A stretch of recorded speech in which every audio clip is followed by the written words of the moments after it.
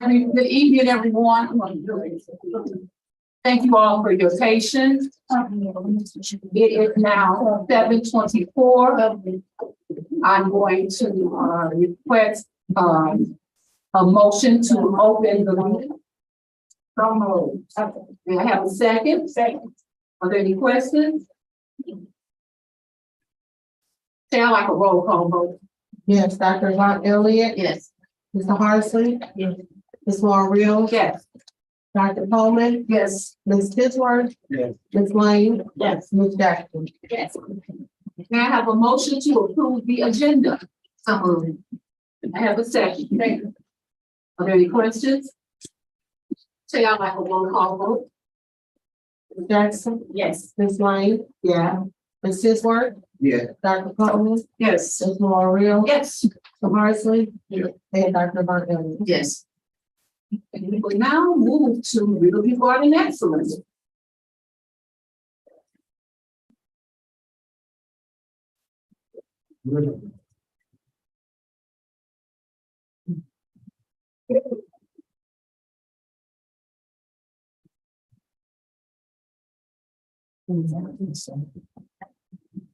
All right.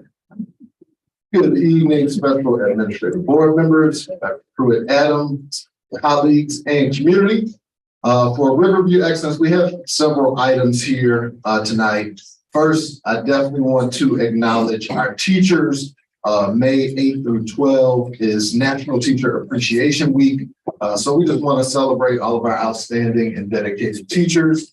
We know that man in the classroom is difficult, especially in this day and age, and we salute them each and every day and teaching our scholars. So just want to acknowledge that. I think we'll hear that a couple times tonight, but I wanted to mention that for Riverview Excellence.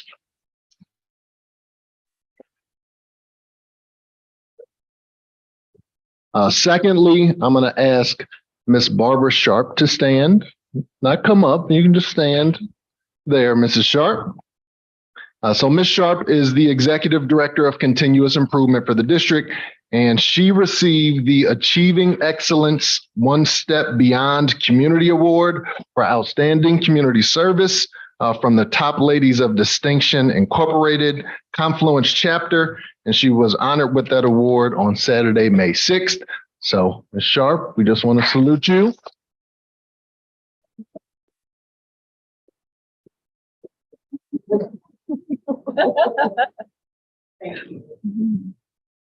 Next up, Miss Precious Berry, if you will stand.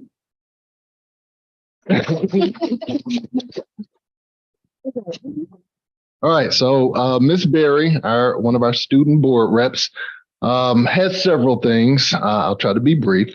So first, she was honored as a 2023 Araya Rites of Passage Scholarship recipient.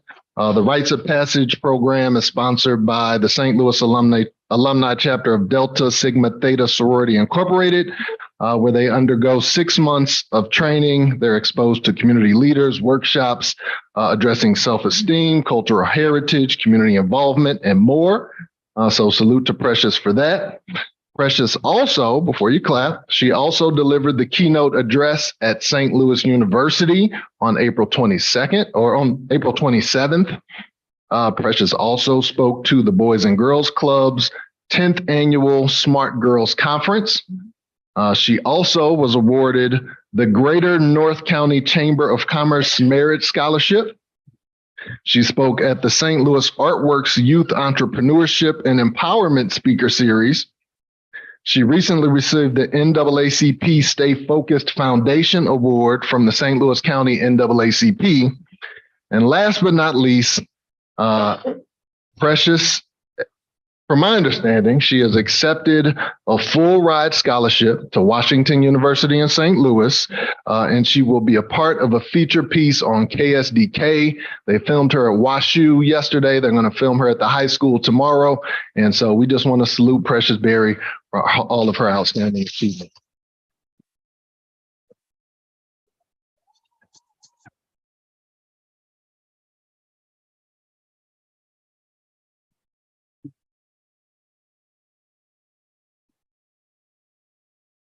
So that includes Riverview Excellence for today. We had a resolution for Juanita Shaw, the district's teacher of the year. She's unable to be here. She had a family situation. And so we'll try to get her here at the next board meeting to present her with that resolution. Wonderful.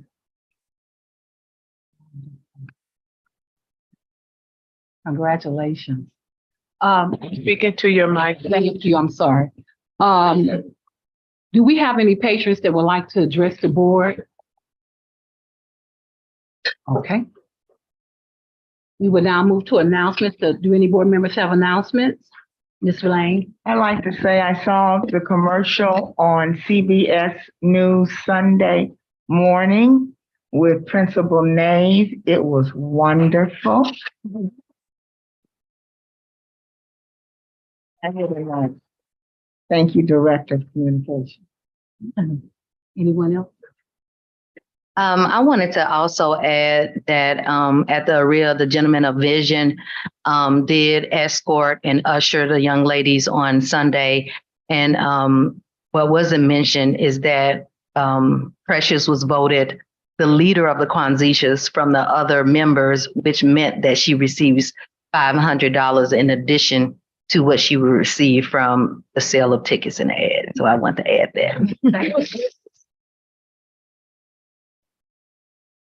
So I'd like to make just a general, it's not an announcement, so to speak, but just, I need to get something off my chest.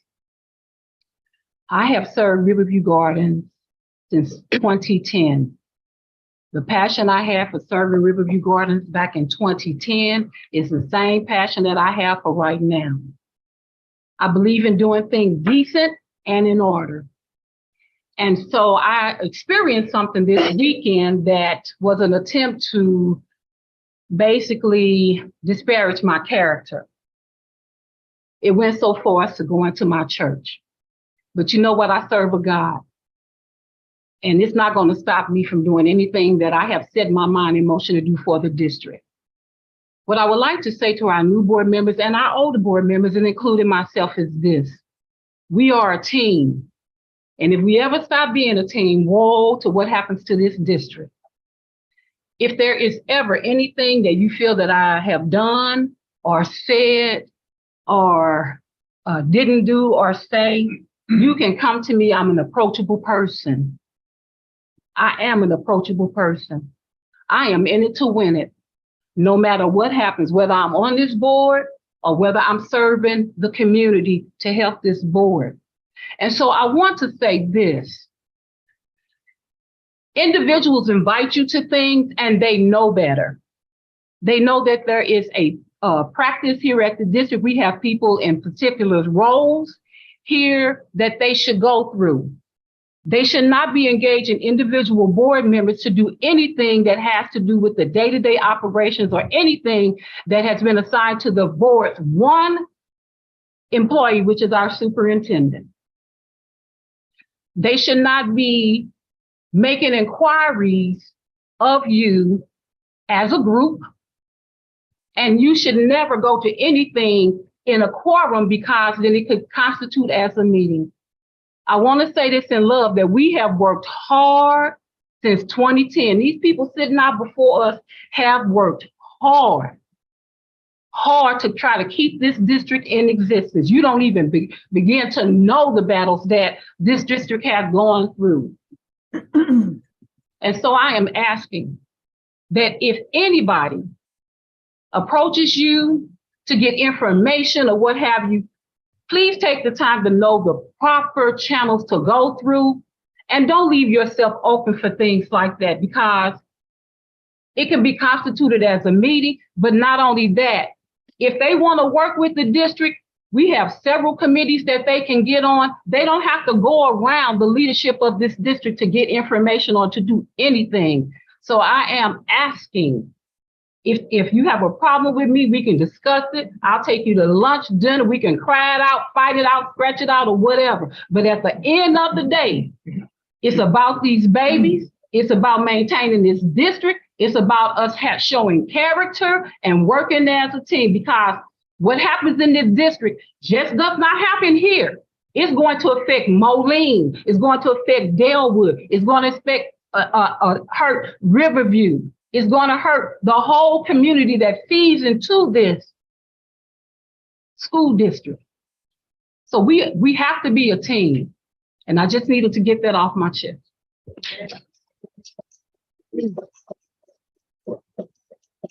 If there are no other announcements, we will now hear from our student representative.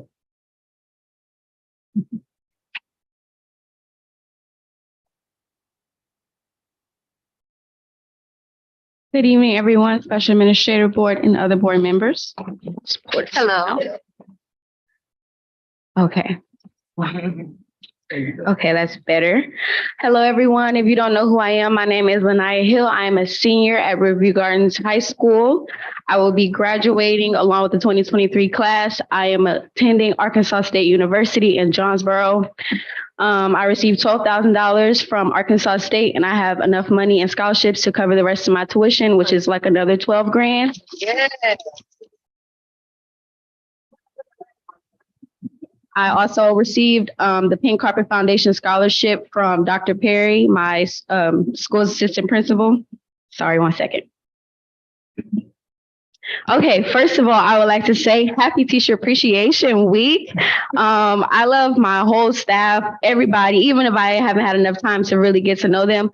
I see the hard work that they put into the students and their commitment to our school. I would like to give a shout out to Dr. Perry, the same person who awarded me the scholarship. It was actually an anonymous award. I had no idea. I went to this event that she was having, and she ended up playing my voice on a recording. And I'm like, that sounds like me. And then she was like, what are you talking about? And it was a scholarship. So I was very happy and very grateful for her. And she has done this before, but I was the first girl. So I feel very, very grateful and appreciative. Also, Mrs. Nave. Mrs. Nave has been a wonderful light in my life ever since she's came to Riverview Gardens High School. I see the effort that she puts in daily. She consistently works to improve the quality of our school with the lunches and the grades, and just her emphasis on school is essential for knowledge, and it's for success. If you want to go somewhere, you got to start somewhere. And she says it every day. Every day I'm seeing her, it's the same thing. She's consistent. And so moving on to prom. Prom was so fun.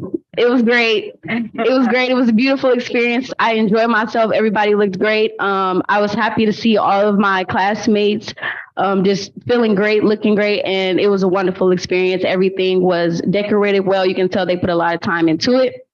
Okay, and decision day. It was decision day. It was a little rough at first. At first, we was like, what's going on? We was just sitting in there, and it was like we all were a little bit anxious because, you know, it was a lot of prizes and we didn't know who was going to get what. So we all had this anticipation. But I feel like, for me at least, I wanted everybody to feel good and feel special and appreciated, because we worked hard. Senior year is not easy. Whoever said it was easy, they was just playing, because it's not. It's very hard. But we got through it. We got about 8 days of school left. To all my seniors out there, it's time to crunch, get it down. About to graduate, keep going.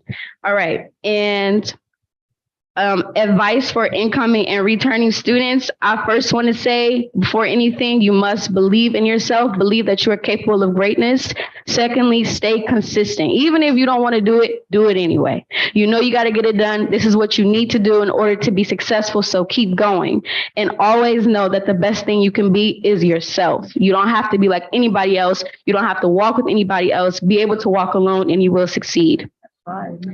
All right. And that concludes my announcements for this week. Thank you so much.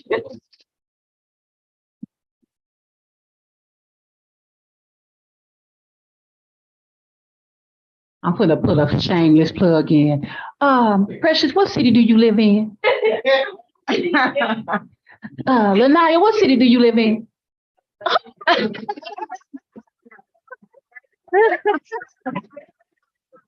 She's not here, so I had to do that. Okay.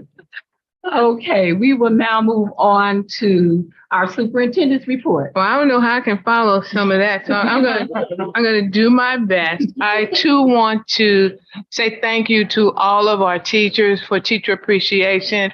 I mean, you've weathered the storm, the good, the bad, the ugly, and we're still standing. And so I just want to say how much we appreciate all that you do. I also, if you see in front of my section today, you see some artwork. 2 weeks ago, I had the opportunity to go to the first since COVID district art fair, art festival. And I'm going to tell you, it was just amazing. Not only was the artwork great, the performances just covered the gamut, the choir, the drum line. It was, and then the parent turnout. So if you missed it, you missed a wonderful affair. To those who put it on, I am still in awe. I just want to share some of what I have that I'm going to now make sure is I'm going to take a picture with each of the students who I got it from and find a special place at Central Services for it to go. So this is one from Raquan, a fourth grader at Highland. And it's like all my favorite things that I like about ice cream in this cup. And I believe this is clay that has been glazed. Oh, that's nice. Then I love flowers. And, you know, I don't do a good thing with real flowers, so I have to go sometimes with the fake ones. So this is from Valerie. She's a fifth grader at Highland. And the hands just spoke to me. They sent this message of being focused, like you said, believing in yourself and doing what you can. I can't even say it, it spoke to me. So now it's here. And this was by Timothy Williams, who is a senior at our high school. So these will be here before they all leave. I'm going to take a picture with them so that their picture is beside their piece of art. And it is my hope that will add to this collection next year. So if you missed the art festival, you missed a rare opportunity. Again, congratulations to Precious for over $1 million in scholarships, the full ride to WashU, the Quinisa, all of those great things. Also to Lenaya for going to Arkansas State. I'm just looking forward to the day when I see you guys in the paper, on the news, and I go, I knew them. You know, because you and along with, one of the good things about Riverview Gardens is students who start with us and stay with us go on to do amazing things. And I am just so proud that you are also the first board reps that we've had that are students, and just the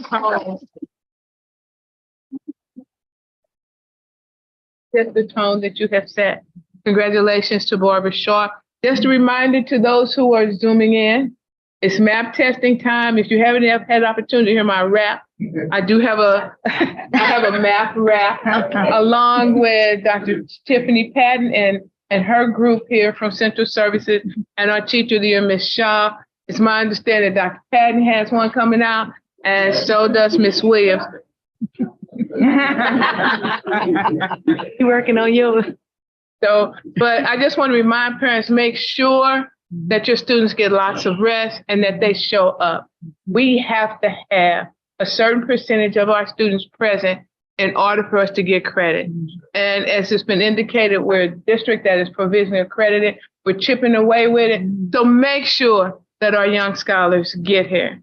Tonight, you will hear more about the safety grant. I just want to thank Dr. Levon Singleton, Demar Porter, Roy Newton, is he back there? For this grant. It is going to do so much for our staff to feel safe and our parents to feel safe when our scholars enter our building. So thank you. Also, since our last meeting, I had the opportunity to participate in Laura's Run, which is sponsored by the Little Bit Foundation, one of the district's biggest supporters. Talk about a good time. I saw Dr. Williams back there doing some of her bash dance moves, the bubbles. So our commitment, and Meadow students were there. our commitment is, because the Little Bit Foundation does so much for us, that we're going to try to have more students, and we're going to have an administrative walk team next year, so that we're going to walk in this race. And there's some pictures that Precious has of some of us running across the finish line. Those of us who ran. Also, school is out on May 30th, not the Friday before Memorial Day, the day after Memorial Day. Again, it is important.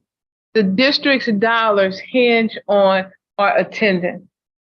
And and right now, our proportional attendance rate is in the 40s. But district money comes from students being in school. Students can't learn if they're at home.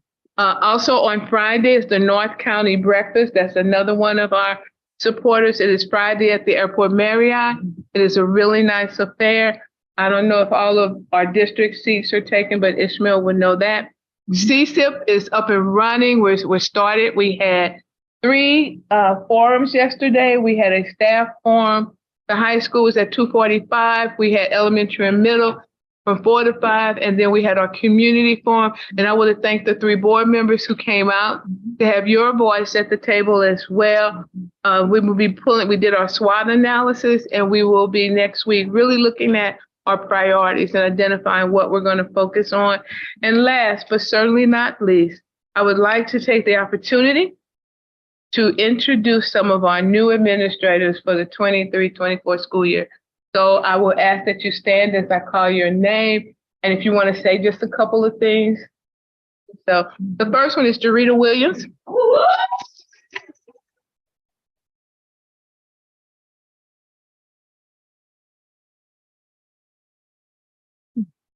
Jarita, I learned this morning, has been in the district since 2007.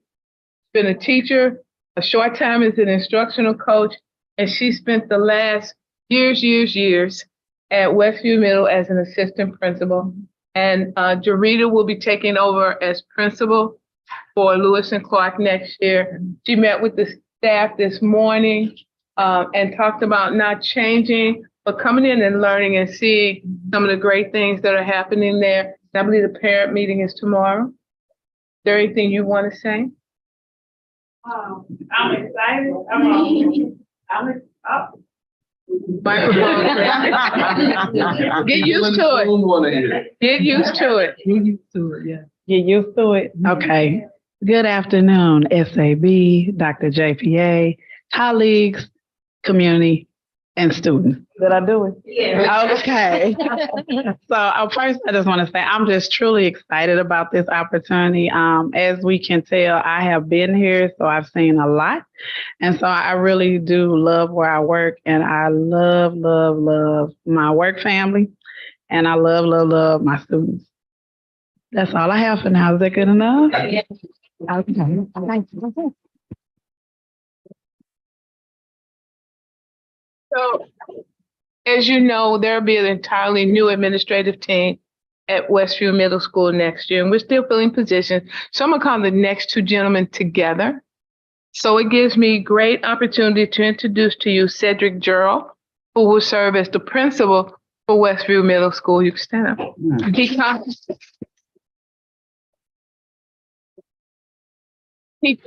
He comes to us from Ferguson, Florissant, where he is currently the principal at, I don't want to say it, is it, McClure High School, yes.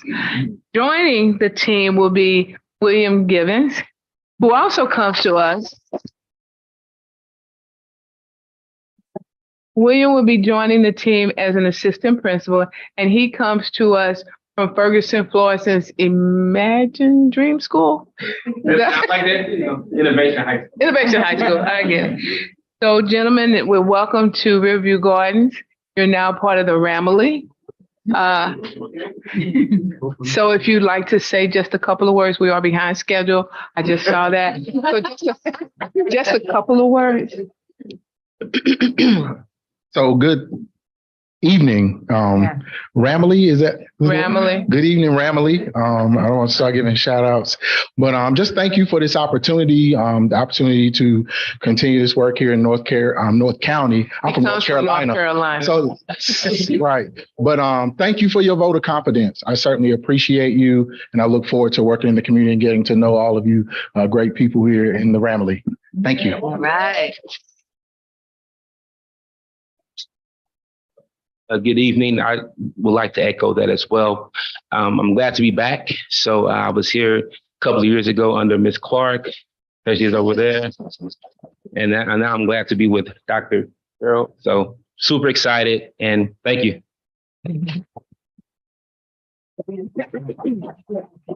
We will be arranging a time for them to meet the staff at Westview, and we're going to get them busy next week starting the interview.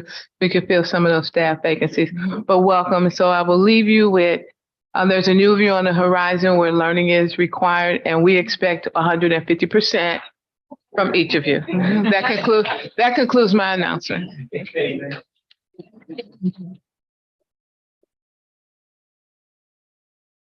You ready? Okay, our first item for information is the 22-23 Safety and Security Department End of the Year presentation.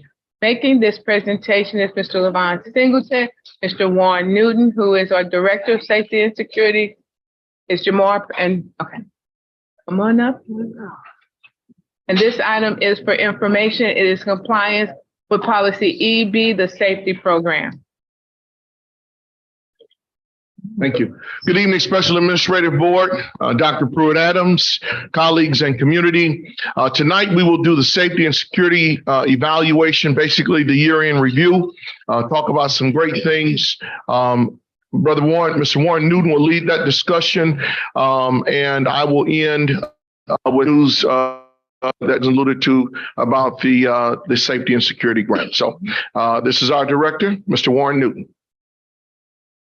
Good evening, Special Administrative Board, Good evening. Review colleagues, community. My name is Warren Newton. I'll be presenting this end of year evaluation. Can we go to the next slide?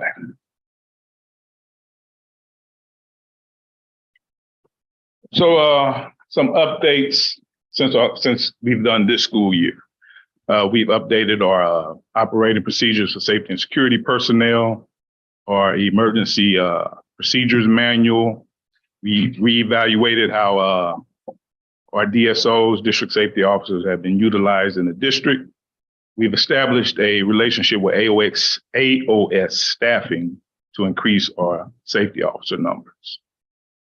We've increased the number of officers from 16 to 36.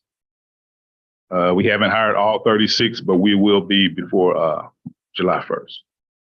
Mr. Porter and I have completed the safety director's certification, which will be required for all safety directors in the state of Missouri.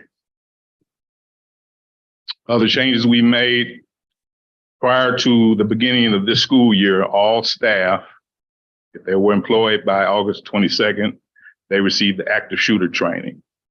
And that was even that's a vital training that we have in the district. And we hope to continue doing that every year for our staff. Thanks to you all, Special Administrative Board, our safety officers are now 12 months, which allows them to have benefits. So they thank you, we thank you, Porter and I, and we've been fighting for that for a long time. So they appreciate it. We've already, before we even got this grant, we improved some metal detectors at the high school. We've added them at the middle schools. We haven't used them yet.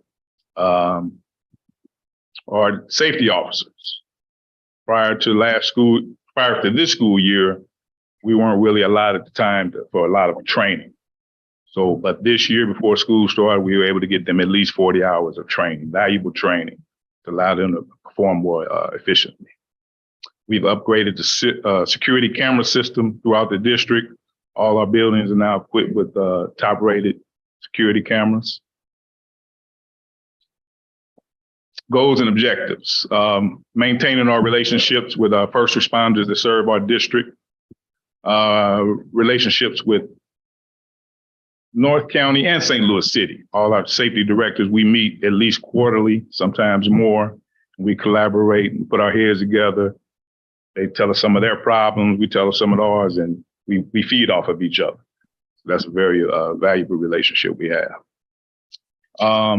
Continue to train our officers because they're very well paid, but I want them to be the best trained officers in North County, period. I want our security department to be one of the best. Hopefully we can acquire another vehicle for patrolling. Currently, we have someone who serves some of our elementary schools, so he backs up where we need assistance. Next slide. Tools and criteria to evaluate. Of course, 6K, procedural handbook, reviewing, going over our no trespass orders, reviewing incidents by school, reviewing their restraint seclusion reports, and also our standard operating procedures for safety and security, and the visitors and parent code of conduct. Success of the program is based on the following data. Last year, and I actually left off some data, but I'll fill those in. Last year, like I said, we were only able to get our officers about 16 hours of training. Prior to this year, we were able to at least do 48 hours of training, which, like I said, helps them perform more effectively. Infractions, that number should actually be reversed. I'm sorry, one more for 2023. And what I consider infractions are anytime any of our officers are put on administrative leave. And it could be something as simple as something that doesn't look good, or it could be something as far as someone complaining to the state as far as a hotline. So far, none of these officers have been found guilty of anything, thank God. But we're trying to try to change that number, keep that number low. And that comes through training. We don't do restraint seclusion for a simple fact that our officers don't carry handcuffs. We don't put kids in rooms alone.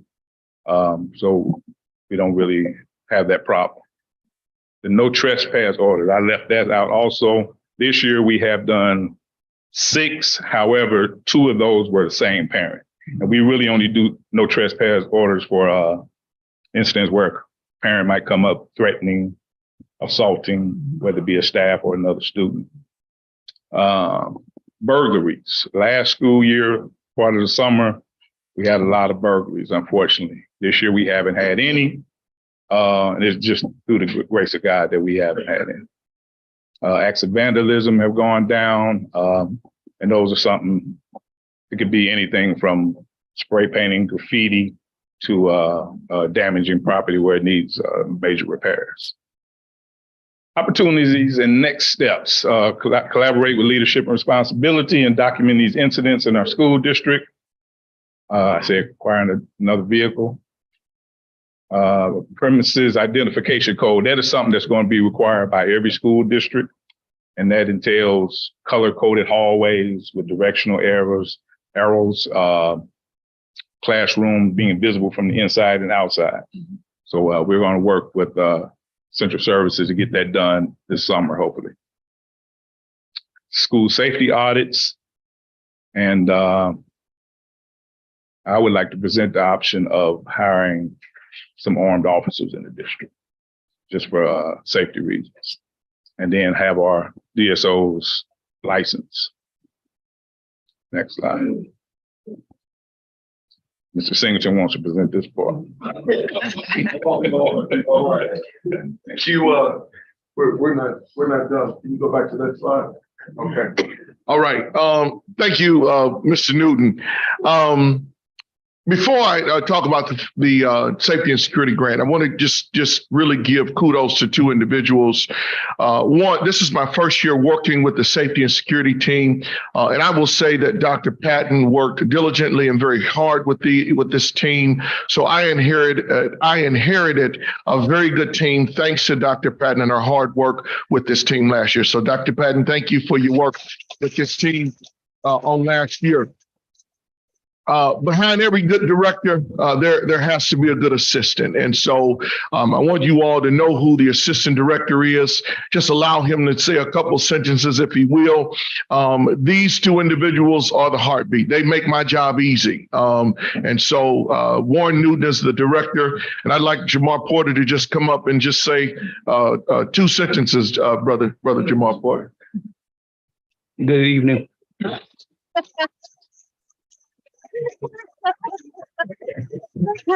Y'all see why my job is so easy, right?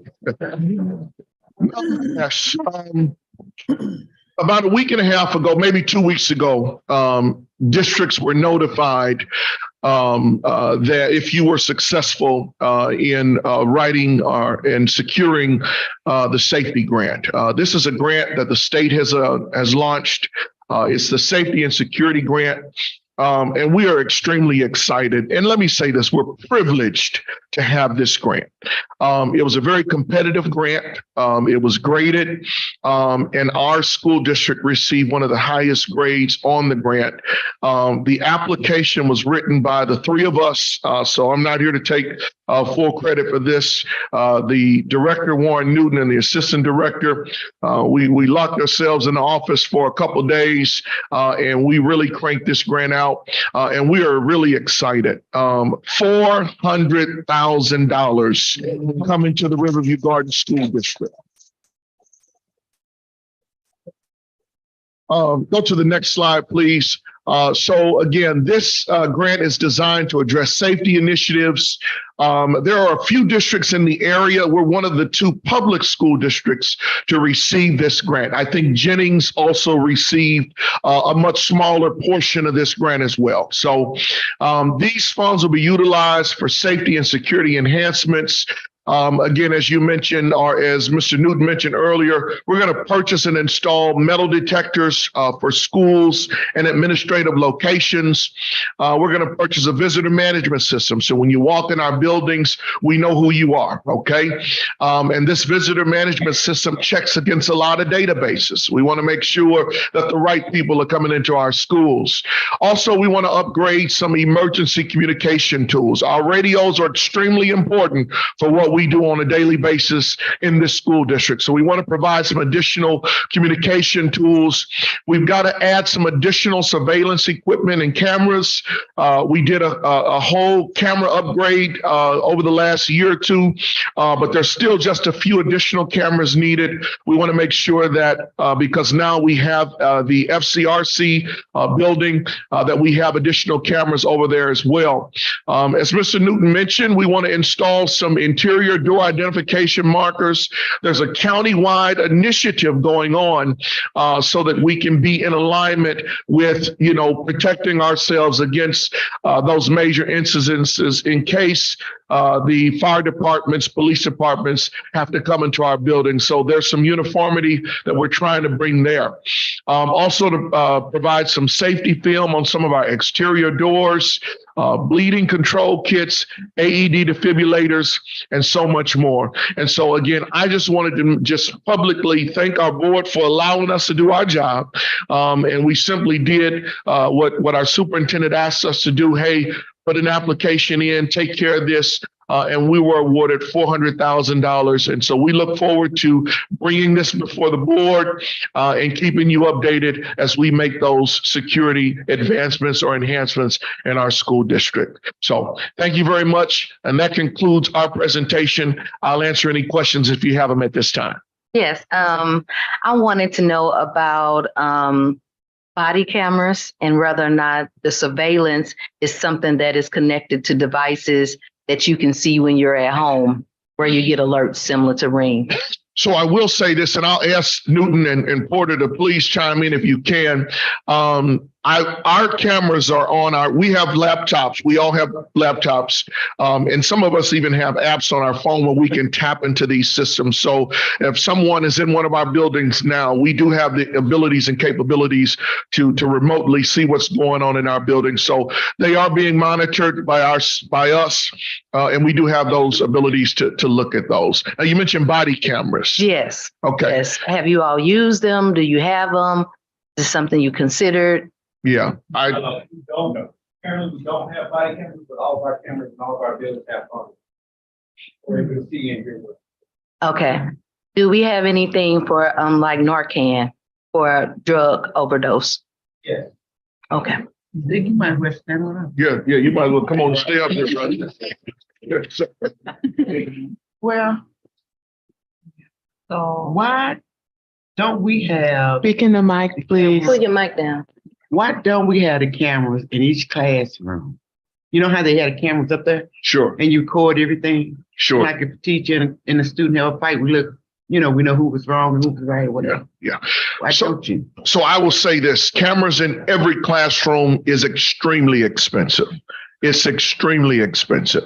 And so we certainly make sure that they are in the major thoroughfares of our building, the hallways, in our gymnasiums, our cafeterias, in those areas. But to place a security camera in every classroom in our school district would be a major undertaking. Okay. They also are on the exterior of our buildings and in our multi-level buildings in the stairwells. First, Dr. Singleton, congratulations to you and Thank your you. team for all the hard work. That's impressive, Yes. $400,000. Thank you. That's a one-time grant though, correct? Yes, it is. We got I know where you're going. Come on. we got to stretch that, Yes. okay? So regarding the working with law enforcement and the fire department and Yes. whoever else for some conformity, we're only talking about paint, pretty much, are we not? So it's almost as simple as paint. Absolutely. So there are colors, there are things that we have to be in uniformity with so that in the event of a disaster or any event of a emergency, that the local responders can come in and we can say yellow hall, room 5, green hall, room this. And so it is, but it's as simple as paint, but it's a project where you have to do a lot of markings. There's some number requirements as well. Dr. Kurt Adams, you were with us with those meetings. What are the additional things? There's a certain width Yeah. and the directionality and where it is, and it has to coincide. The notion behind it is if there is, say, an event in Jennings, and then we have an event here that may pull the first responders from somewhere else, that they can come in and immediately know where things are. The signage has to be different. And as Mr. Newton said, inside and out. You have to be able to identify each classroom. Right now, our doors are marked, but this is every window has to be marked inside it. So you know if you're outside where you are and inside where you are. We've talked with the fire marshal. I think we have to by August 1st. Show that we're moving in that direction, but they realize that it takes time. This grant will help us do some of those things that when we first met, it was like, okay, it's an unfunded mandate. How do we make this happen? Very quickly, thank you, Superintendent. Very quickly, Mr. Newton made comment about the possibility of armed DSO. Come on up here and defend yourself, brother. I kind of choked a little bit behind. I'm a little concerned about that. I understand. Thank you. And I know that you guys have got to work all this stuff out, but I'm thinking about the liability that the district would have. What happens if a child, there's a fight and somebody accidentally gets the gun and somebody gets hurt? I mean, all of those things. I know you guys are working on that, but it just makes me a little bit nervous. And I understand that. And like I said, propose it. What? And also, What? we would hire quality trained individuals that are familiar with firearms, that may even have a law enforcement background. Okay. Or some of that nature. Okay. All right. But I understand the concern. There is a model out there now. I think Rockwood recently went to armed security officers And Normandy also. in Normandy. And as you indicated, there's a certain training. Okay, certain training, a certain certification that you have to go through in order to do that. They know when I first came, I was like, no metal detectors, not having it. I just can't. And when you look at all that is happening, they asked me a couple of weeks ago, Dr. JPA, where you feel about metal detectors? I said, bring it. Because it's about keep making our staff and our parents feel safe coming into our buildings and when they're there. And so sometimes I have to put what I think or what I personally feel aside because it's the safety of everyone. And if we don't have, and I know it's a proposed now, but if we don't take some additional steps, we could be next. You just don't know. Dr. Pruitt Adams and our security team, I wanted to interject also that as on a regional level, that is a subject that is going to probably be at the next MSBA discussion. They recently hired, I can't remember if it's Colin Bond or if it's Sandy Hook, but the person that was head of security for them now works for the Missouri School Board Association and will be doing some training. And so these conversations that we're having here, I've heard them before at some of our regional meetings. So it's coming down the pike. Yeah, it's coming down the pipe. It's unfortunate, but it is coming down the pipe. I had one more inquiry. Just as for consideration, I know that the buses have cameras, but as kids enter, there's no metal detectors. So if there can be some type of collaboration with the bus company to shore up their security, I think that that's something worth investing in. So like metal detectors on. Well, something that would, check children before they enter the bus, because like even with the airport, we get in the airport, anything can happen before we go through check, right. Check through. And even with metal detectors, if there's a foyer, they're already in the building and something could happen. So just making sure that those systems are in place to support what happens even before they make it to the school. Okay. Any more questions? Thank you. Thank you. Thank you.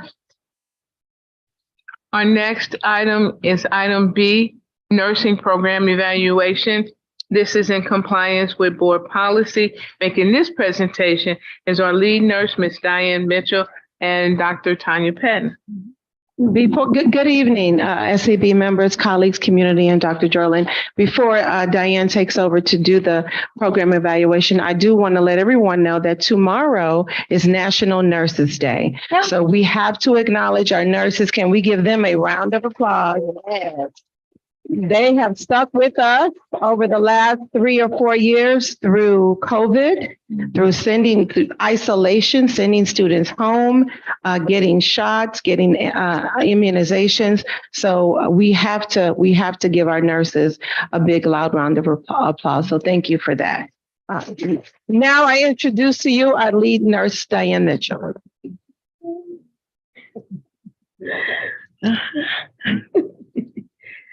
Good evening, Special Administrative Board, Dr. JPA, colleagues, and communities.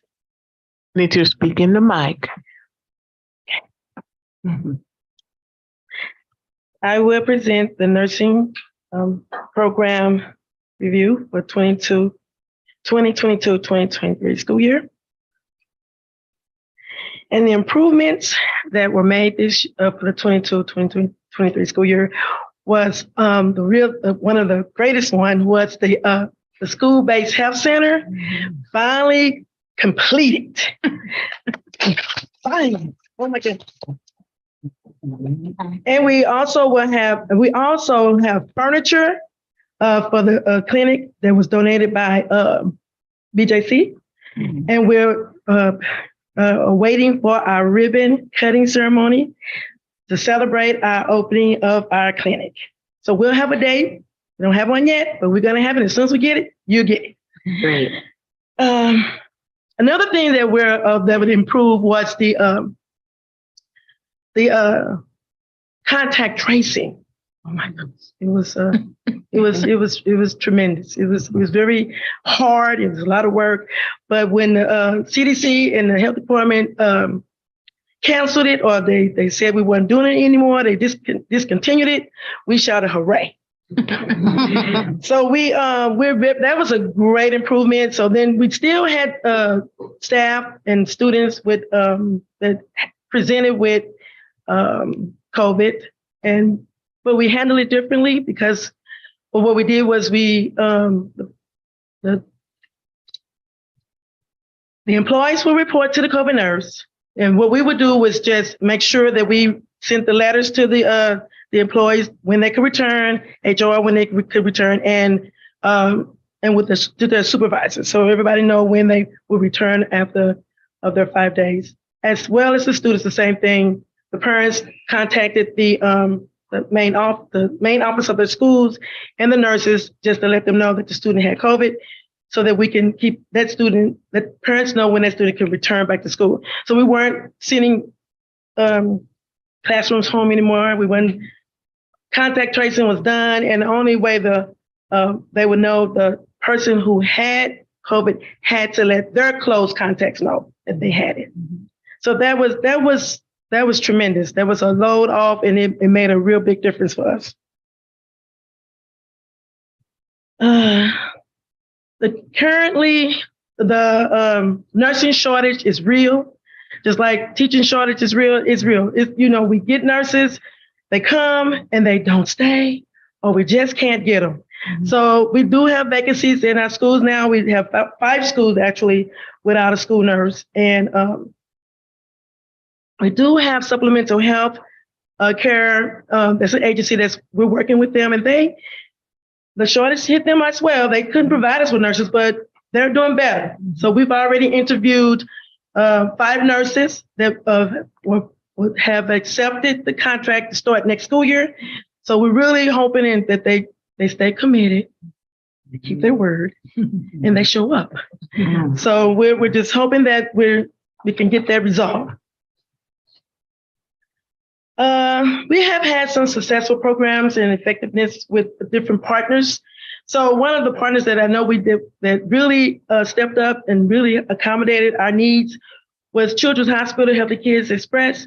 They provided 2 clinics for us, vaccination clinics that was for the school age, was for our scholars, our employees, and the community. And these vaccinations they provided were for flu shots, the COVID vaccines, the boosters. So they saw 110 people, and that's not a lot, but it did help. They also provided the asthma van for our students. They went to 3 different schools, and they saw a total of 60 students, and they taught the students what asthma, what their medical conditions were. They taught them what the triggers were. They taught them how to use the medication properly. So they're helping us educate our children to their conditions. They also help with our students, some of our students are not compliant with their immunizations, with their state mandatory immunizations. So they provided 4 clinics for us at different dates at different schools, so that the students who are not compliant could be compliant and get their immunizations done on campus. So the parents didn't have to do anything but, provide the consent forms so the students can get them done.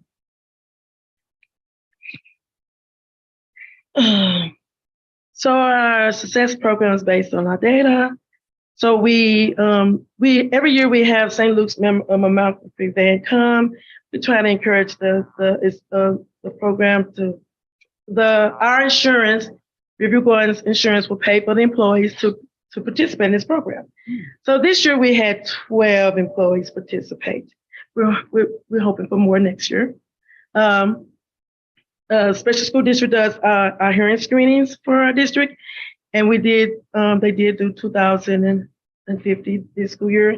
They normally do the preschools, the kindergartners, 1st, 3rd, 5th, 7th, 9th grade, 11th graders. They do the odd, so they do pretty good with helping us out with that.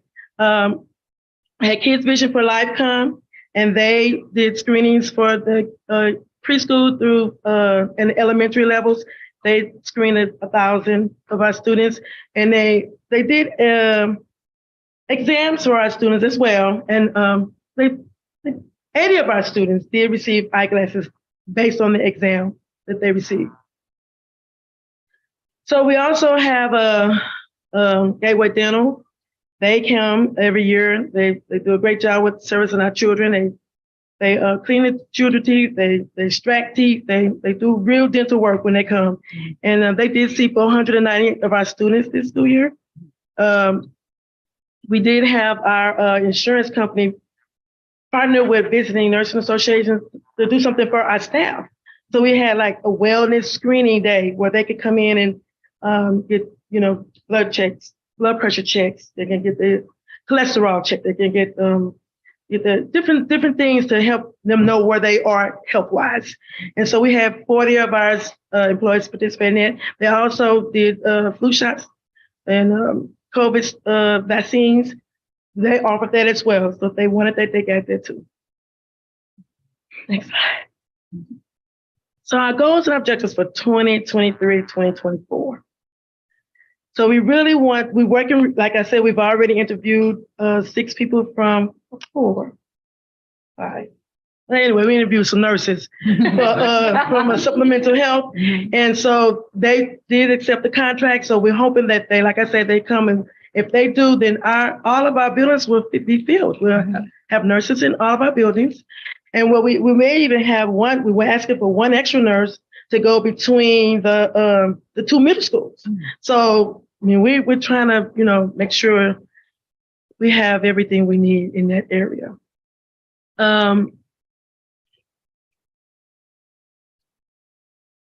Let's see. So I kind of already said some of that stuff already. I have a quick question. The sharing, why is the sharing needed with the middle schools? Well, I mean, outside of the shortage, are you trying to fill and get a full-time person, or would you share regardless? No, that would so Central will still have their full-time nurse, and Westview will still have theirs, and we'll have an extra nurse to go between the two. Okay. So they'll have even more help. That's clear. In the Thank office. you. Okay. So let me look at my card.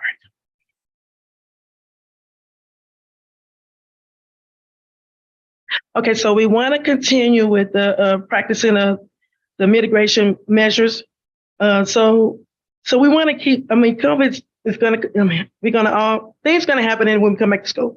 So when the weather changes, we know you can get flu, you can get COVID again, all of that. So, but if we continue to practice our mitigating measures that we've already been doing since COVID, like covering our cough, washing our hands, just keep that going, and that's going to help minimize how many people will be sick, to minimize the diseases that we could get and pass to each other, and we want to keep that in effect.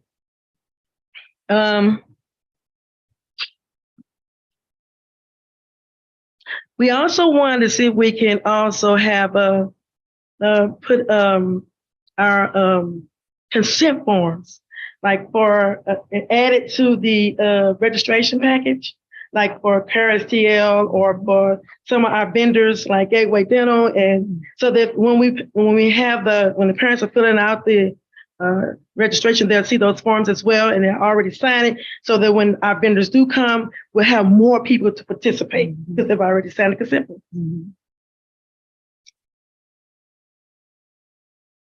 Okay, so the tools we use SysK, end of the year health service data. We use the school-based health clinic data, end of the year data. We use the consent forms, the immunizations and the physicals. We also use the forms from the vendors when they saw the vendors for the consent forms. So opportunities and next steps. So since we have our new, we're going to actually get to use our new school-based health center. We have a new name for it as well. We're going to call it the Riverview Advanced Medical Services. And what we also would like, and I know it's not going to happen immediately, but we would like for it to provide service for all of Riverview Gardens community. We would like for them to also improve their services that they will provide. We want them to help our students with their social and emotional and mental health. We want them to have a dental at the clinic, and also want them to increase with providing sports and physicals and definitely those school age immunizations. Because we do have a lot of students that are not compliant, but if they can help us with that, they can at least do 2 clinics in the summer. And if they can help us all year long with the immunizations, I believe our compliance numbers will go up. You have any questions? First of all, I think you did an excellent job. That's a lot of information. The one question I have, when you said about continuing the COVID protocols, does it fall within you all's responsibility? I don't know if you can do this. If you go to the classrooms to try to encourage the students, just like you just told us, just make sure you follow through. And if your authority as a nurse, it's not like the teacher can't say it, but that's you're an authority. So could you all consider doing something like that? Yes, absolutely. We sure can. You all have no idea how nervous nurse was doing this. She's been on my phone for 4 or 5 days. I've been encouraging her. I need you all to give her a round of applause.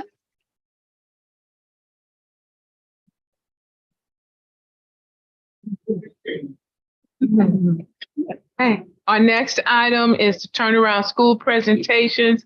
As you know, in March of 2022, the state identified 3 schools as turnaround. This is in compliance with CSIP's Goal 1, and legal reference is revised statutes 365 and board policy instructional goals.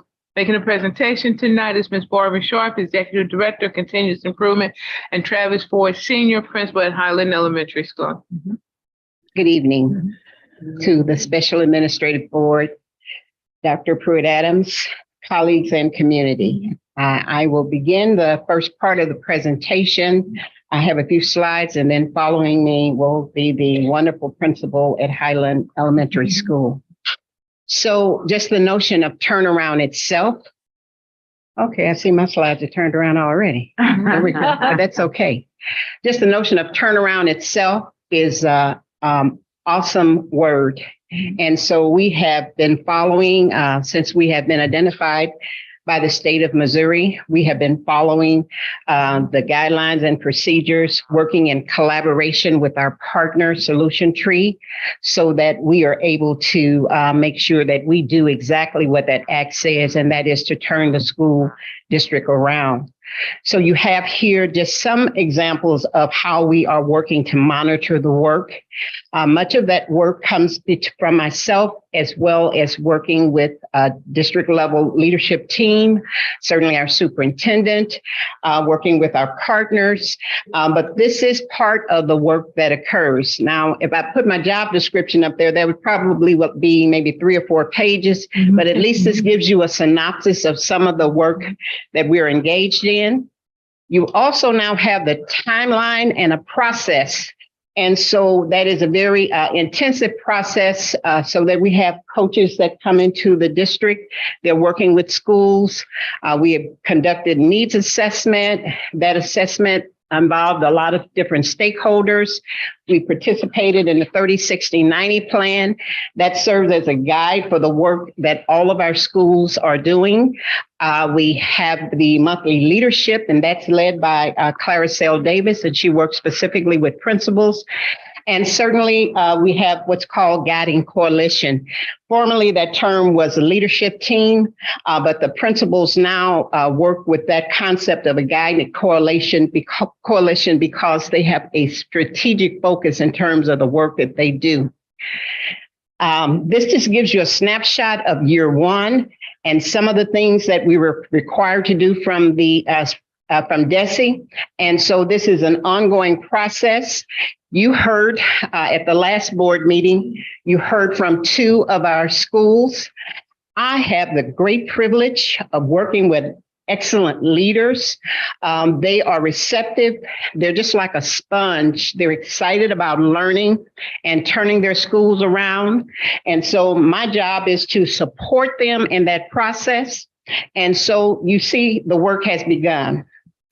Now, the great principal, and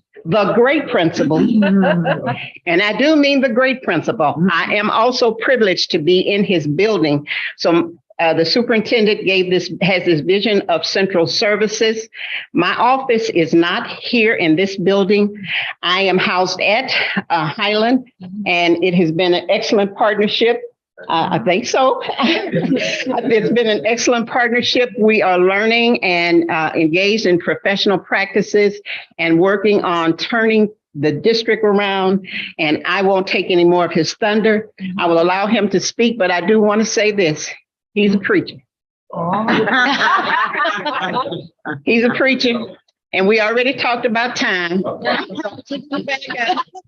Because my background, I'm an English teacher. I enjoy talking as well.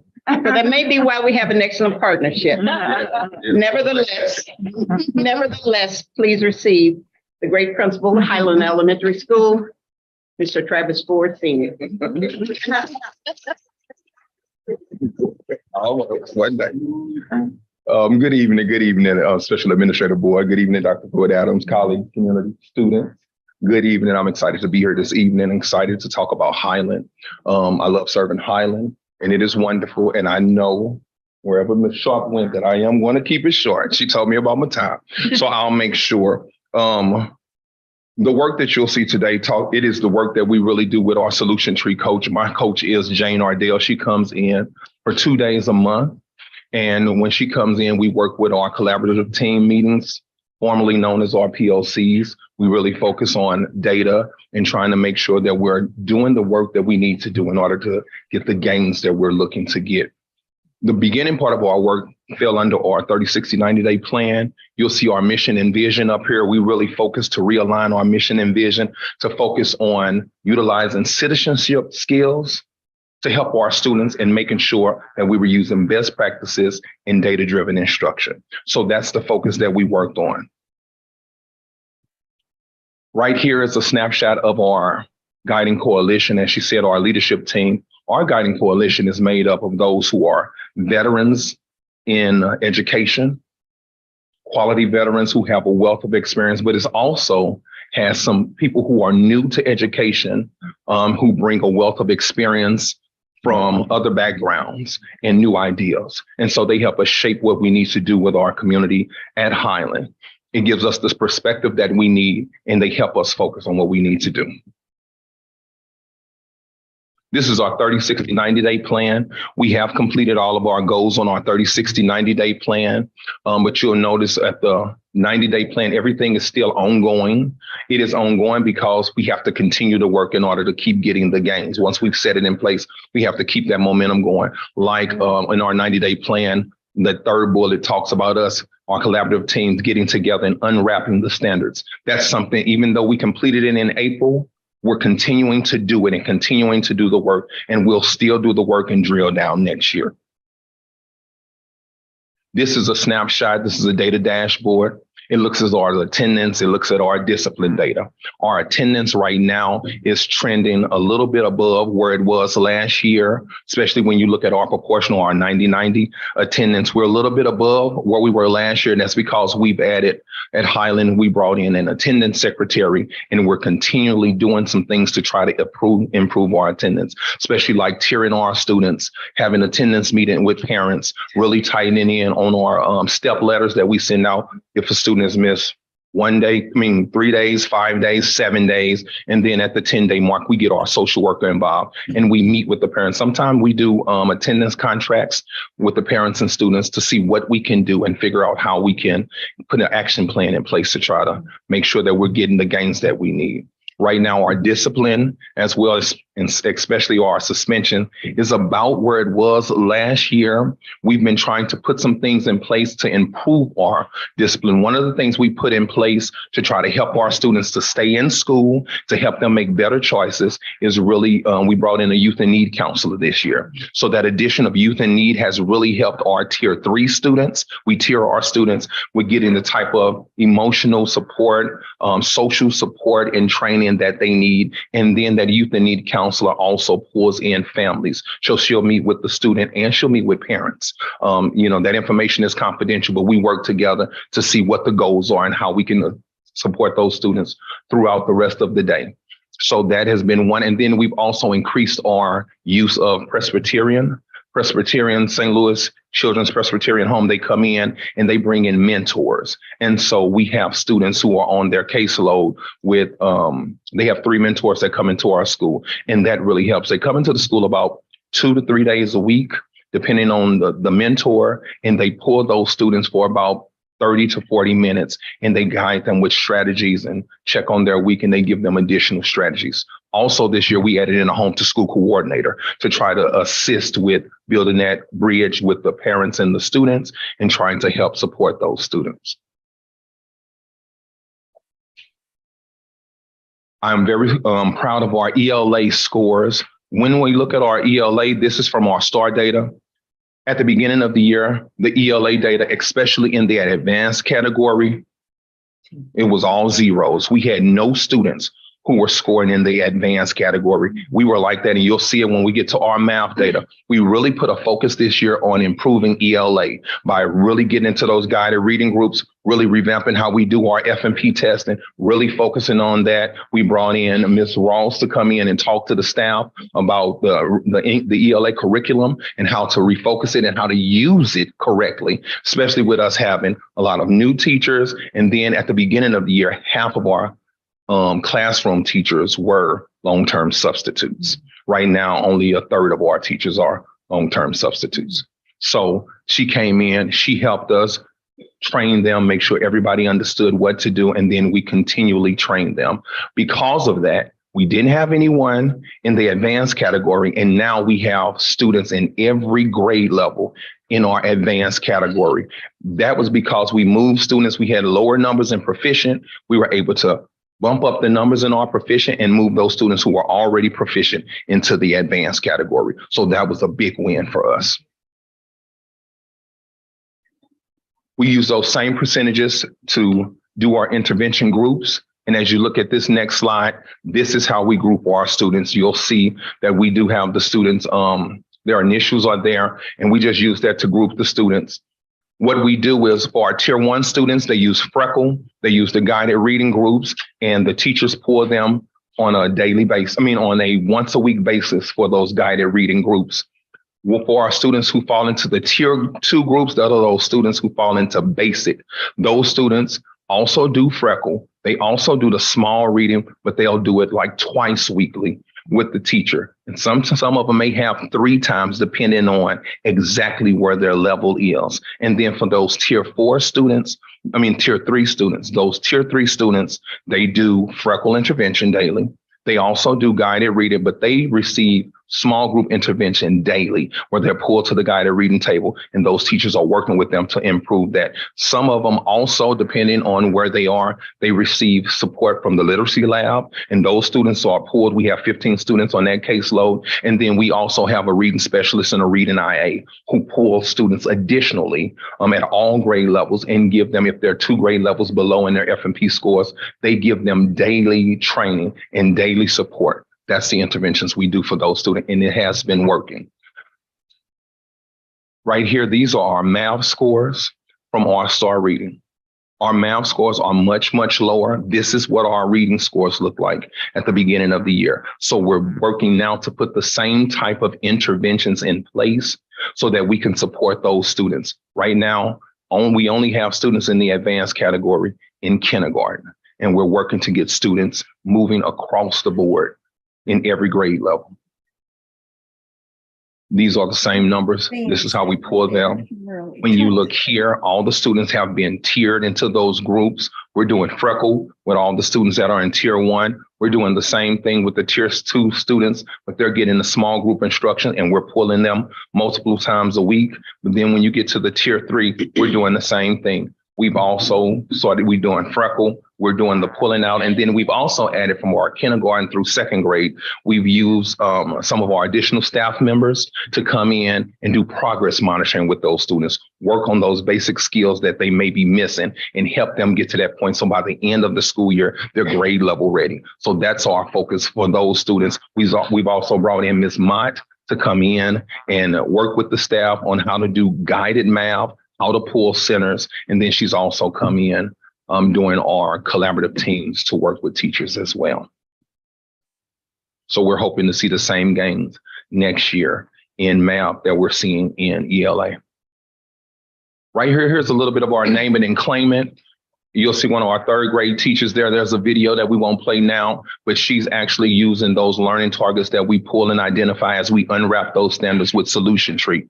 When you look right below it, this is just an example of the learning targets that we do on those days. They'll do those learning targets each day of the week. And then at the end of the week, there is a CFA that we're doing, a formative assessment that we're doing for that whole grade level.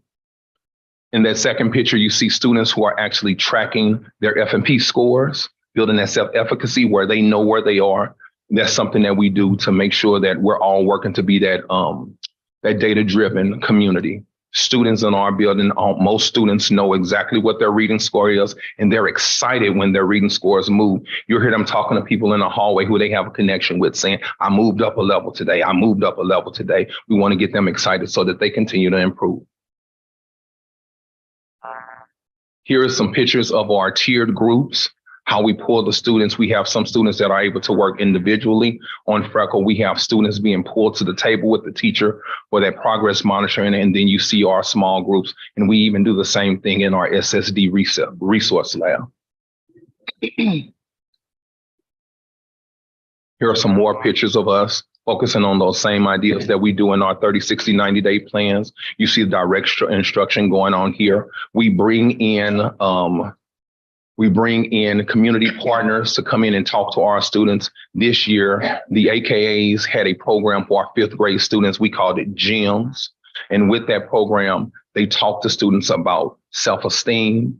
They talk to students about how to deal with bullying. They talk to students about different topics that would help them. And the students really enjoyed that. We also brought in someone from the Women's History Society to come and talk to the students. And here's our last one. This is some celebrations that we had with our students at the science fair and working on the science fair. We won 2nd place. And so we were excited about that this year. Next year, we're going for 1st, but we were excited about that this year. And right here are some of our staff celebrations, celebrating our counselors during Counselor Week. This is a board in the second picture that we do for our highest readers in the front of our building. We celebrate those students as they move up, the highest ones at the grade level. They love to see their pictures on display. And we also have our students of the month. We celebrate attendance for the classroom and the students. And then we celebrate our teacher of the year. Thank you. I have a question. If we can just hold, let me make it through these 2 slides and then I'll come back for questions, if you would, please. I hope that you heard in Mr. Ford's presentation, intentionality, that they are very intentional about the work that they're doing. We are completing the 1st year of the Solution Tree Grant. The 1st year does not call for any major changes, with the exception of following the plan. But the 2nd year I'm meeting now, and we're looking at next steps and things that we will be doing. I am providing for you here some of the next steps. We've already been successful in scheduling. I would say we're probably at 90% in terms of scheduling for next year, so that we have identified the dates for principals meetings, the dates when different people will come in to do a professional development with them. They know when their coaches are going to be here, and it makes it easier for them to plan the other events that they are working on.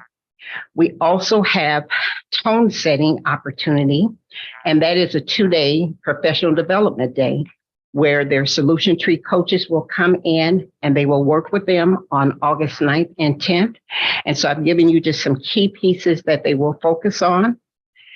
And then finally, these are some of the next steps that we will engage in. Some of them were continuations from year one, but it is what we decide that we'll do, or what the program director decides that we will do for year two. So we're currently engaged in planning in that process. I'm not saying it because he is here, but I do want to say publicly that I note as I'm walking the hallways that he is active, engaged, and purposeful in his work. You see that pictures speak volumes. So I will end the presentation now, and now I'll entertain any questions, or Mr. Ford will take any questions. I had a question about the structure of the school, as far as, are the teachers teaching every subject, or are you departmentalized where someone that has a strength in math is teaching math? How are you doing it, and what have you discussed concerning Right now, the teachers are teaching every subject. We are not departmentalized because there has been some changing. What we have done is made sure that we've been training the teachers and working with them on the different subjects to make sure that they're ready.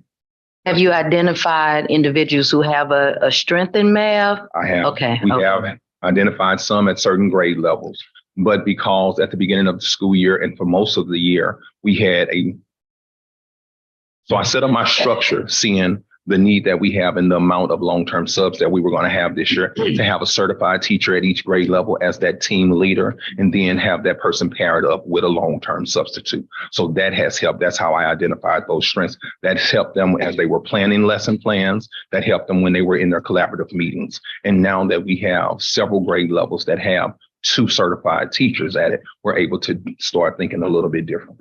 Is there an electronic application for kids to use to supplement for maybe the weakness in math that the instructor may have? So right now, that supplement would be Freckle. We've also, we're using some other things in terms of the assessment. We can use Formative to try to use that to help supplement, but those are the supplements that we're using now. We have used some additional non-district ones, to supplement. Like Khan Academy and stuff like that. Okay. But those are the things that we're using now. I'm trying to get them to focus on being able to use what the district has purchased and what we've identified as to be strong interventions with Fidelity first. Okay, sounds good. Okay. Simple. Yes, sir. I hope.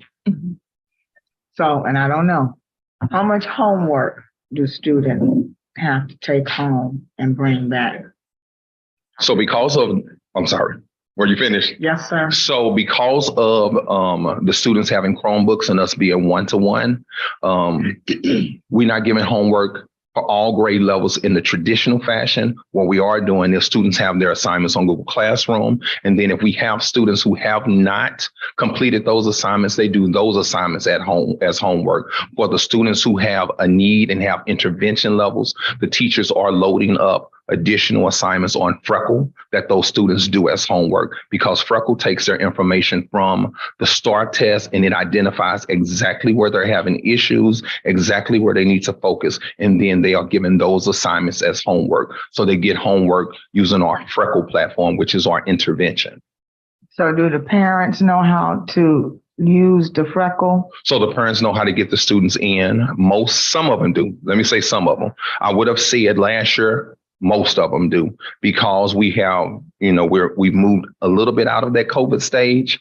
We do have some parents who are not as tech savvy as other parents, but we do work with those parents. We have a homeschool coordinator. He works with those parents. We talk to the parents. We show them how to get logged in, and we walk them through the process. The students know how to get in, and we train them in the school. They know how to get into those interventions. We do have classrooms that still give traditional homework, paper, pencil assignments, those types of things. We still do that, but I am pushing to make sure that, especially with our long-term subs, we're using Freckle, because it ensures that the students are working on what they need to work on and not just busy work.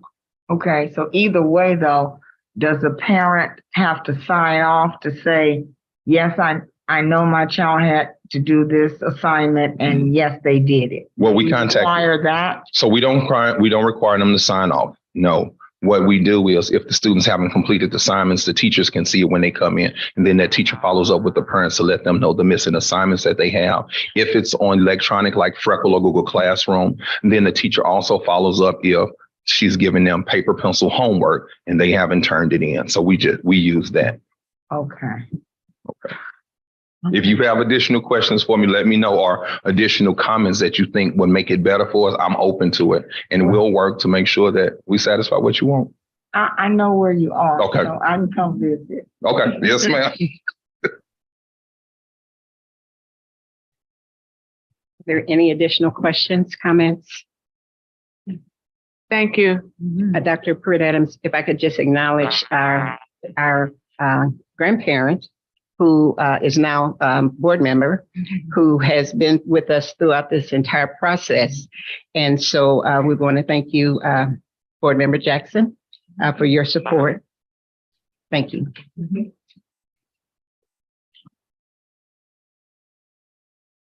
Our next item is community engagement. Making this presentation is Mr. Ishmael Sistron. This is in compliance with the new state Senate Bill 681, and it's in compliance with Board Policy KC, Policy Implementation and Dissemination. Good evening again. I'll try to be brief, but I do come with a little bit of homework for the SAB, as we're just talking about homework.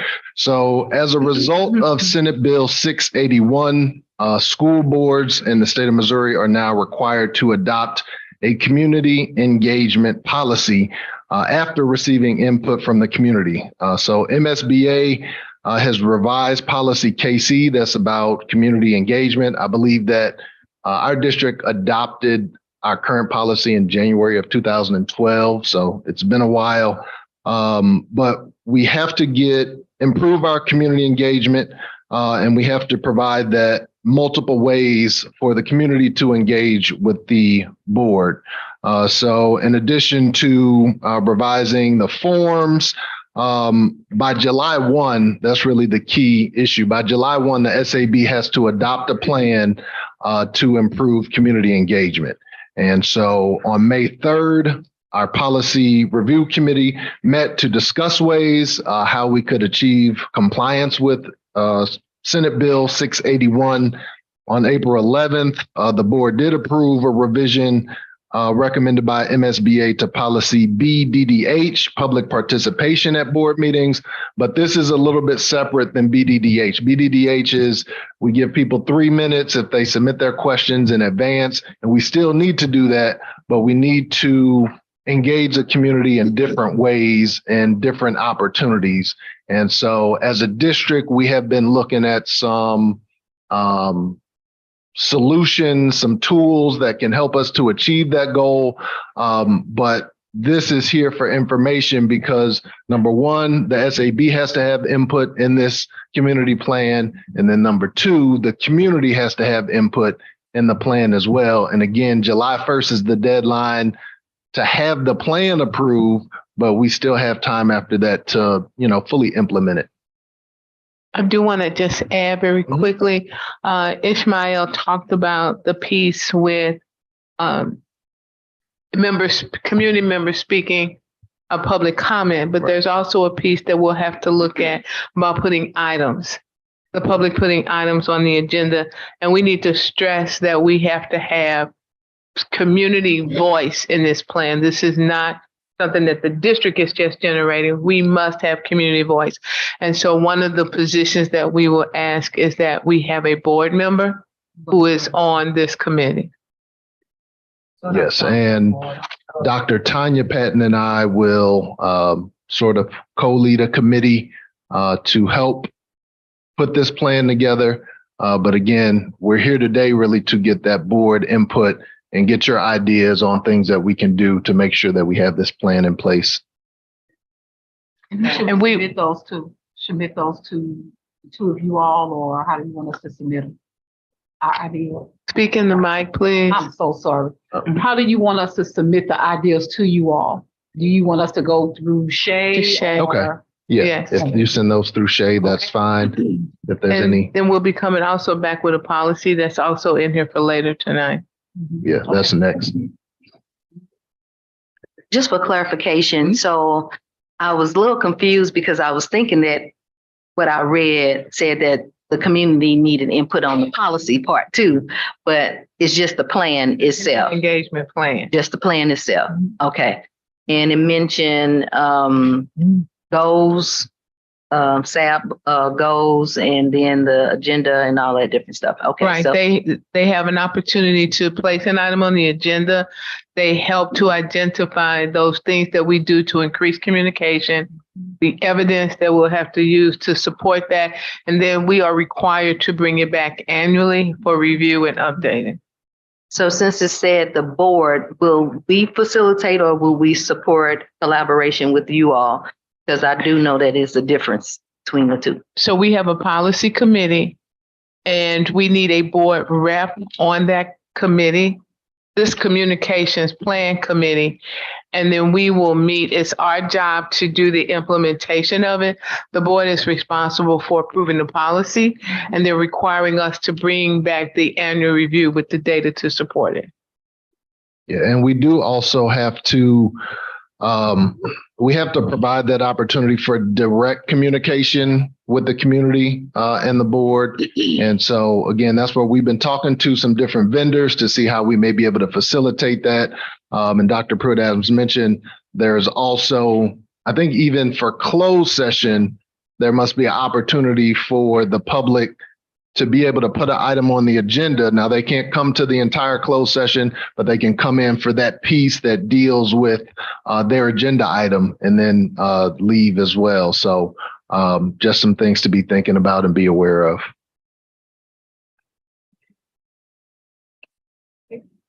Okay. We are now finally done with our information item. Right. And we move to discussion. The first item is policy recommendations. Joining Mr. Sistrock, Ms. Williams, for the policy review. This is in compliance with board policy CH, policy implementation and dissemination. At the conclusion, we are asking that the board adopt the policy recommendation as presented, and that's KC, community engagement. Yeah, and so a lot of this is what we just talked about, so I won't read this verbatim, but again, the original policy KC was adopted January 10 of 2012. The recommended revisions that we're looking at says it's crucial that district residents have the opportunity to communicate directly with the board, including outside of board meetings where time is limited and where the district must conduct business. When appropriate, the board president will respond on behalf of the board. At board meetings, again, BDDH, we need to still have that where the public can comment at board meetings. The community engagement plan will have input from the community and ongoing input and engagement from the community. And there are really 4 clearly articulated purposes that we need to follow: informing the community, consulting with the community, involving the community, and collaborating with the community. So keep those things in mind. And lastly, the district will conduct engagement activities using a variety of methods, including virtual, written, and in-person methods. So we really need to give all facets of opportunity for the community. And so at this time, we don't have a recommendation because we need to work with the board and with the community to create that plan. Any questions? I just want to share, as an older person, I use a Google number. And that was kind of like what I used to communicate with the constituents. And so I know that some of our roles do not require certain things. So I don't know if some type of additional technology will be needed as a result of this plan. So I just wanted to put that out there that a Google number kind of helps, but if we're going to have to consider some other forms of communication, we may have to talk about cellular technology in relation to that. Yeah, that may be a possibility. Like I said, we're talking to different vendors. The one thing about Google numbers, I guess everybody would have to have access to it, because I know a lot of times with the community, if one board member has access, then all the board members need to have access. So the tools that we've been looking at are ways to sort of, if somebody sends an email or if somebody calls in, it can sort of automatically direct it to that board member, but then all the other board members could have access to it as well. So we're not set on one solution right now. So definitely we'll take that input in mind. And if anybody else has any software solutions or programs or ideas, we definitely want to hear that. Thank you. Thank you. Our next item is Professional Development Committee stipend proposal. Making this presentation is Dr. Tiffany Patton, Director of Professional Development. I'm sorry, Professional Development Coordinator. And this is in compliance to policy GCL. Dr. Patton. Good evening, Special Administrative Board members, Dr. Pruitt-Adams, colleagues, and community members. I have provided for you a proposal on behalf of the district's Professional Development Committee to approve compensation for their work on the committee at a rate of $25 an hour, which is the current district approved rate for extra duty pay. In the proposal, there are a couple different pieces to it, but I would like to highlight a few for your consideration tonight. The committee voted to recommend approval of extra duty pay for the following reasons. We're hoping to shift to after school meetings.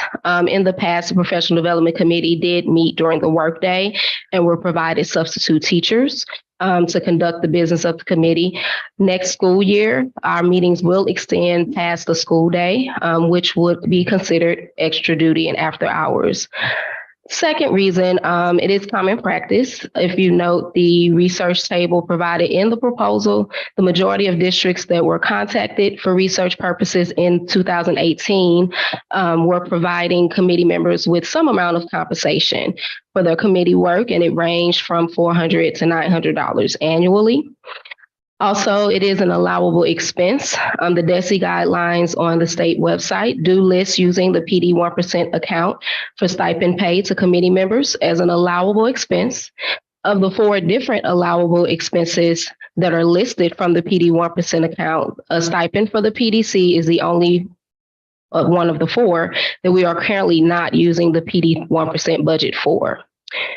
Feasibility and affordability, the balance of the supplemental pay line in April 2023 was $96,000 roughly. This indicates there is available around 6 times the amount needed to sustain stipend pay for committee members, and this makes this a fiscally sound expenditure.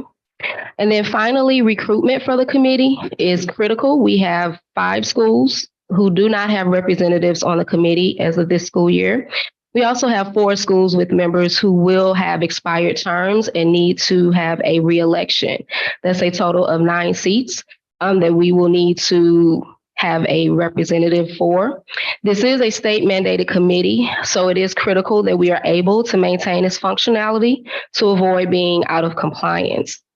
The committee has met and agreed to commit to 40 hours, up to 40 hours of extra duty service pay throughout the school year at a rate of $25 an hour and not to exceed a stipend amount of $1,000 per year.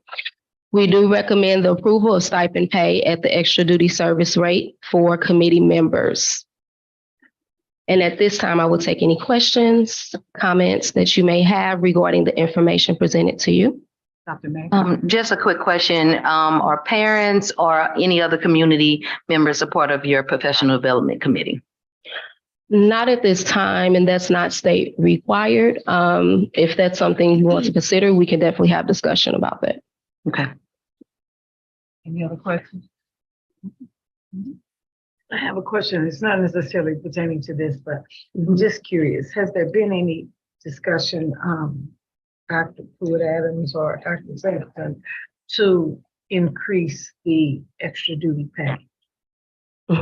We, depending on funding, For example, we increased summer school pay last year. We increased stipends for extracurricular writing. We've increased stipends for curricular writing this year. So that's always something to consider. Thank you. Thank you very much.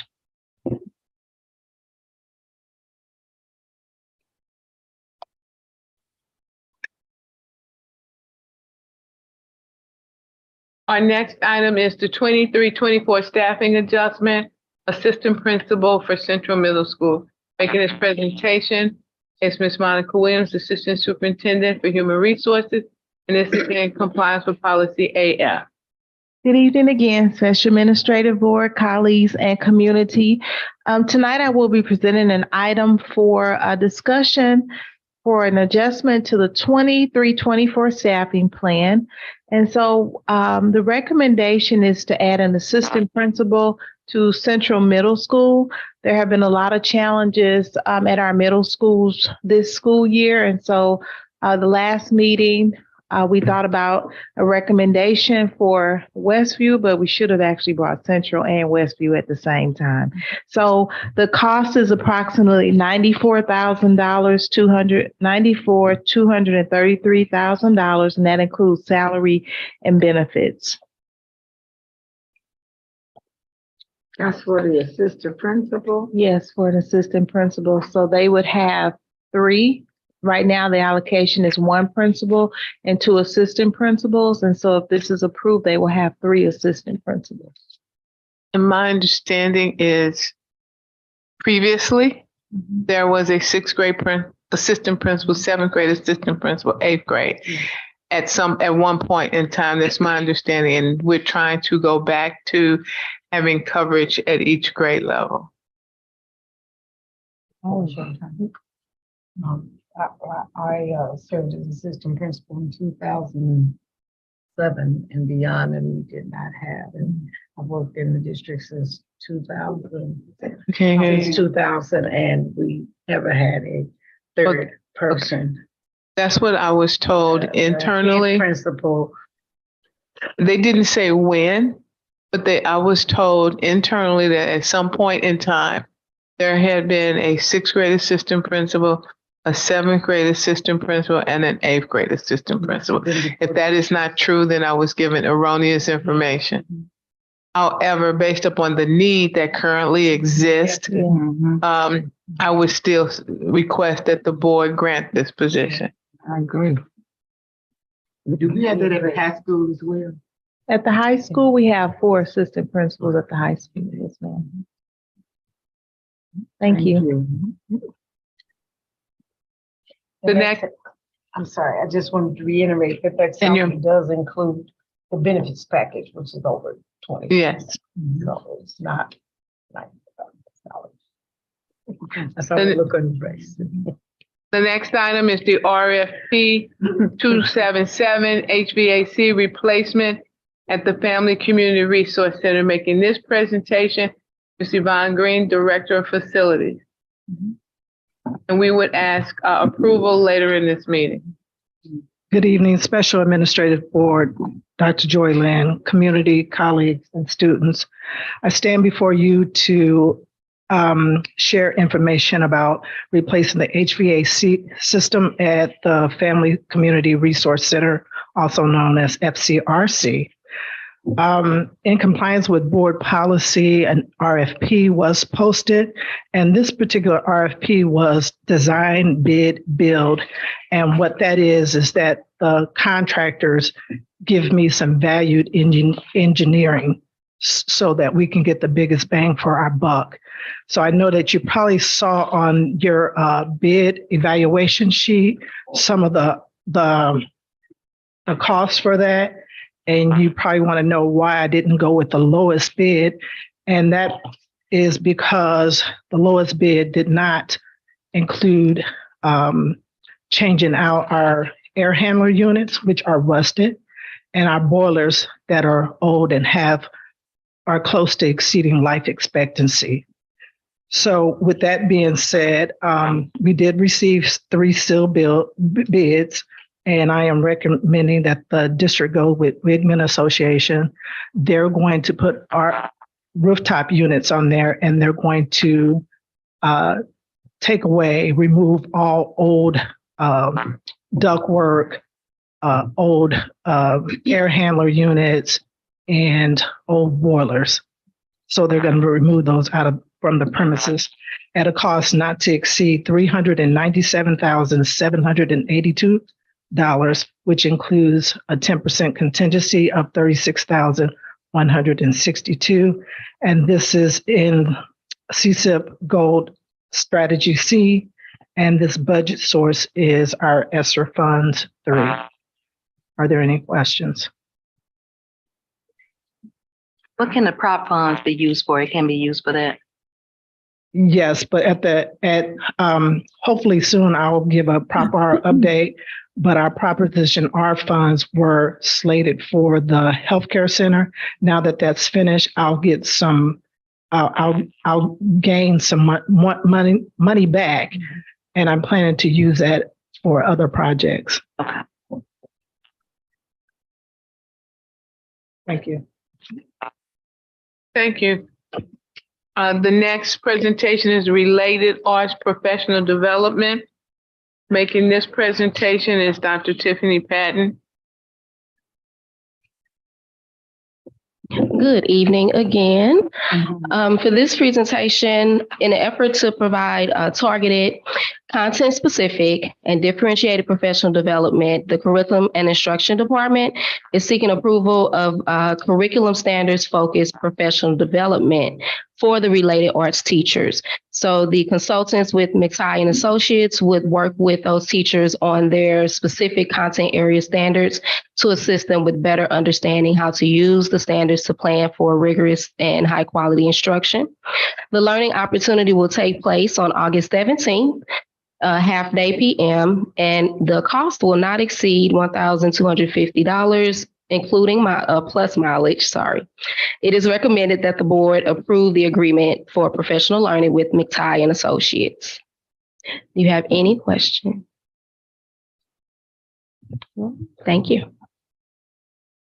Our next item is the Students in Transportation item. This is being presented by Dr. Tanya Patton. Good evening again, SAB members, Dr. Dorling, community colleagues, and our students.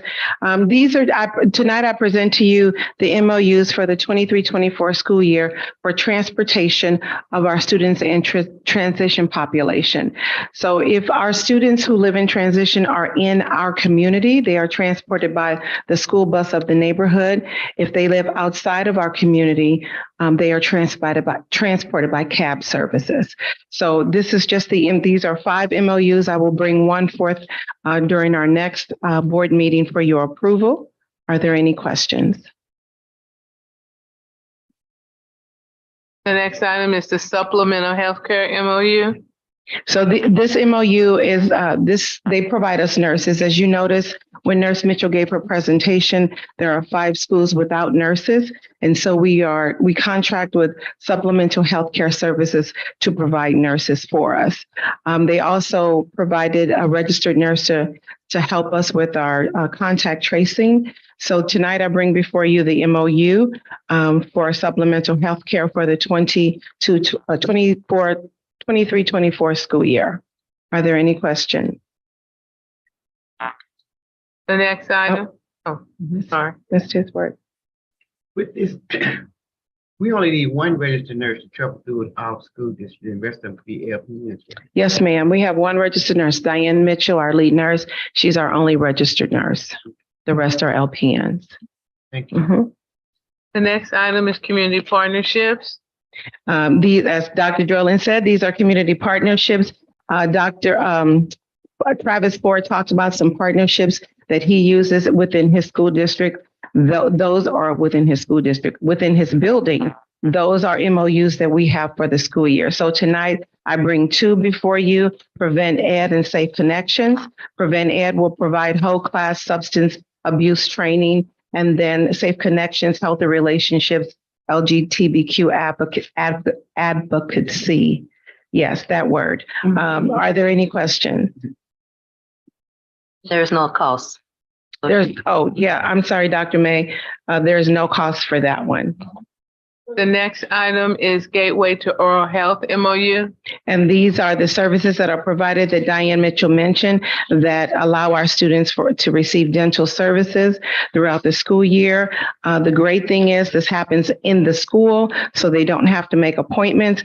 And Dr. May, this is no cost to us. The St. Louis Children's Service Fund covers the cost for us. Are there any questions? The next item is Homebound Services, SSD. So these services are for students who have difficulty getting back and forth to school due to illnesses and injuries. We provide services at home for them, and there is the cost. It's $43.50 per hour per student. Are there any questions? The next item is the Mental Health Professional Demonstration Grant Partnership for Anti-Racist Counselor Training with the University of St. Louis. So this is the one that I mentioned to you 2 weeks ago when we had our last meeting. This is a grant that was written by Deirdre Liddell, myself, and 2 professors at UMSL University. We got the grant. The grant will be $800,000 a year per year for the next 5 years of services from UMSL to us. So they will provide 64 mental health students who are working on their master's degrees and doctorate degrees for us, and they will be serving our children within our school district.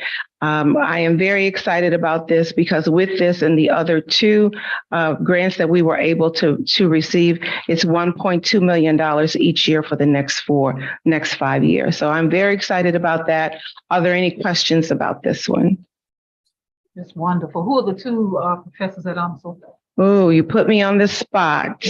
Mary, I'll send it to you later. I was wondering if one was our mutual friend. Okay. Oh, no, it wasn't. Okay. But I'm working on an MOU with her. Good. Okay. So any other questions?